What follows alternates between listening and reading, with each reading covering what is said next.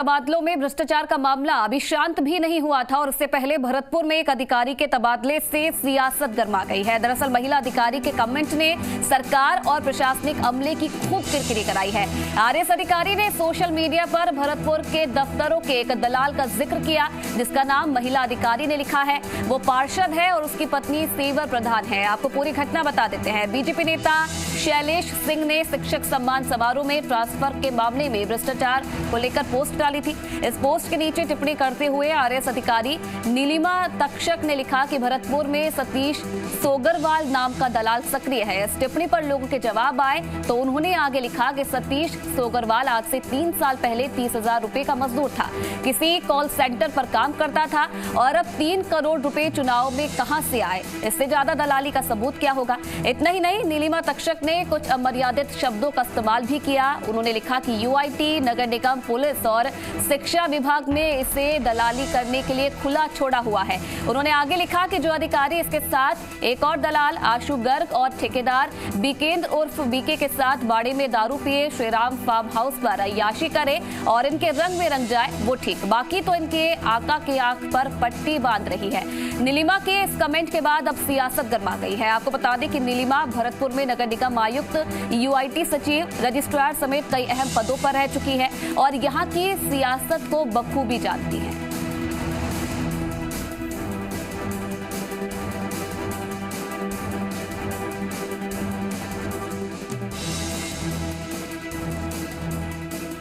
तो नीलिमा तक्षक की social media की टिप्पणी अब सुर्खियां बटोर रही है।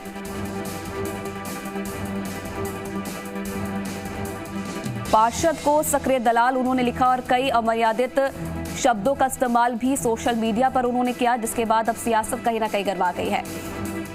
आपको बता दें कि नीलिमा भरतपुर में नगर निगम आयुक्त, यूआईटी सचिव, रजिस्ट्रार समेत कई अहम पदों पर रह चुकी है और यहां की सियासत को भी वो बखूबी जानती है।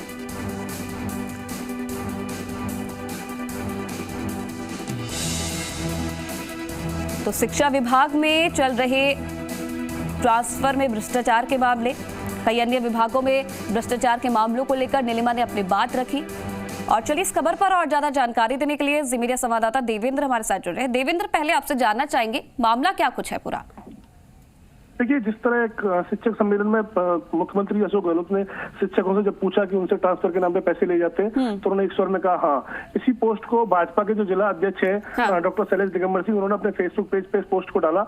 उसी पोस्ट पर जो महिला आरएएस अफसर है उन्होंने ये कमेंट कर दिया कि भरतपुर में भी सतीश सोगरवाल नाम का एक दलाल है जो पुलिस और शिक्षा विभाग सहित तमाम यूआईटी यहाँ पर पैसा लेता है। इसके बाद ये पूरा बवाल मचा है। जी, अभी तक क्या जिन्होंने कमेंट किया है नीलिमा तक्षक, जिनका नाम अभी सुर्खियों में है, क्या उनकी प्रतिक्रिया इस पूरे मामले पर आई है? देखिए, नीलिमा तक्षक से हमने फोन पे बात की तो उन्होंने कहा कि हाँ, मैंने ही पोस्ट डाली है और जो सच है, अब सच को लिखने का सोशल मीडिया पे सबको अधिकार है और उन्होंने जो लिखा है वो सच है। कोई हमने जानना चाहा था कि ये किसी ने कहीं आपके नाम से कोई फेक अकाउंट बना के तो नहीं डाल दिया, तो उन्होंने खुद इस बात को स्वीकार किया कि उन्हीं का अकाउंट है और इस तरह की खबरें आज अखबारों में भी प्रकाशित हुई है। जी सतीश, देखिए अपने पोस्ट में नीलिमा ने एक नाम का यहाँ पर जिक्र किया है, सतीश सोगरवाल का नाम का जिक्र उन्होंने किया है। उनका क्या कुछ कहना है इस पूरे मामले पर, जिस तरीके से उन पर सवाल भी काफी खड़े किए गए और अब कहीं ना कहीं सियासत भी इस पूरे मामले पर होने लगी है, उनका क्या कुछ कहना है? देखिए, सतीश सोगरवाल की बात जहाँ तक की जाए तो सतीश सोगरवाल वर्तमान में नगर निगम के पार्षद हैं। उनकी पत्नी शकुंतला सिंह वो सेवर से प्रधान है और राज्य मंत्री डॉक्टर सुभाष गर्ग के काफी करीबी माने जाते हैं। सबसे बड़ी बात यह है कि उनके पिता खुद कांग्रेस, प्रेम सिंह सोगरवाल कांग्रेस के ब्लॉक अध्यक्ष रहे सेवर ब्लॉक के। उनके जो ताऊ हैं वो निहाल सिंह प्रधान, वो सेवर के प्रधान रहे। तो राजनीतिक परिवार से जुड़े हुए व्यक्ति हैं और लेकिन महिला अफसर ने क्यों उन पर आरोप लगाए ये तो महिला अफसर ही कुछ बता सकती है, लेकिन बहुत सीनियर महिला अफसर है, आरएएस है, भरतपुर में लगातार पोस्टेड रही है, यूआईटी और नगर निगम जैसी महत्वपूर्ण संस्थानों में उन्होंने जिम्मा संभाला है लंबे समय तक।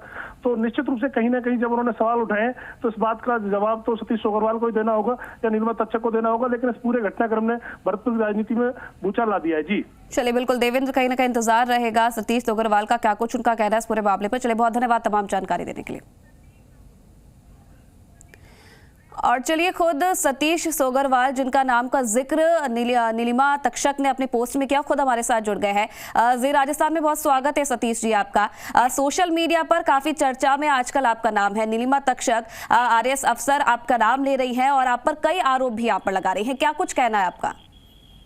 देखिए, सांच को आंच नहीं है, जिस तरीके का आरोप लगाया है, जैसे बढ़ते हुए राजनीतिक में मेरा, आप जानते हैं कि निगम निगम से पार्षद हूँ। आदरणीय हमारी ये आरएएस अफसर हमारे साथ काम किया है, रही हैं, इनका पूरा सहयोग हमारी पार्टी ने, हम सब ने मिलकर किया है। जिस तरह की आरोप लगाए व्यक्तिगत, अब मैं उनके नहीं जाना चाहता कि उन्होंने किस तरीके से या किस सबूत पे या किस आधार पे आरोप लगाए। मेरा स्पष्ट है कि मैं आज तक किसी व्यक्ति से इस तरह के कोई ना संपर्क और ना ही किसी व्यक्ति को कोई ऐसी छवि को धूमिल करने का प्रयास करते हैं।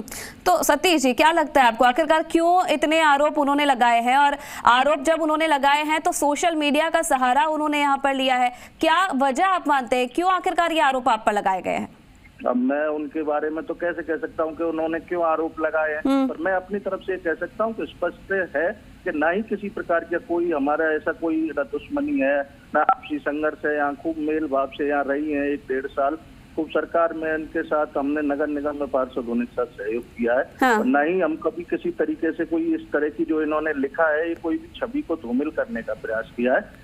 हम किसी तरह से इसका खंडन का, मैं तो कहता हूँ कि गलत है ऐसा आरोप लगाना। अगर कोई आपके पास सबूत है तो मैं खुला में इस राजनीति से संन्यास लेने की घोषणा आपके सामने करता हूं, अगर एक भी आरोप सिद्ध होता है। चलिए ठीक है, आपके नाम का जिक्र तो उन्होंने किया है, आप इस बात से इनकार कर रहे हैं कि कोई भी ऐसी चीज नहीं है, लेकिन साथ साथ वो ये भी कह रही हैं कि भरतपुर में अब आमतौर पर देखने को मिलता है कि जो तमाम है भ्रष्ट अधिकारी हैं, लगातार भ्रष्टाचार वहां पर होता रहता है, लेकिन अधिकारी ध्यान नहीं देते हैं। इस पर क्या कहेंगे? नहीं, आप ये जिनक भ्रष्टाचार हो रहा है तो उसकी जांच के लिए सब कमेटियां बनी हुई हैं।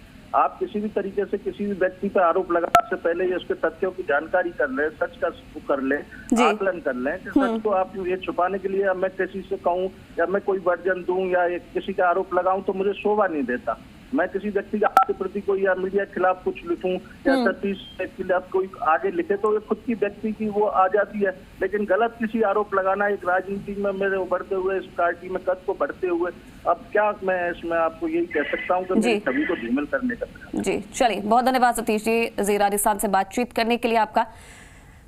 तो सतीश सोगरवाल को आप सुन रहे थे, जिन्होंने साफ तौर पर इनकार किया है, जितने भी सवाल उन पर उठाए गए हैं साफ तौर पर उन्होंने इनकार किया और ये भी कहा है कि वजह उन्हें नहीं पता कि क्यों आखिरकार नीलिमा तक्षक ने उन पर ये आरोप लगाए हैं।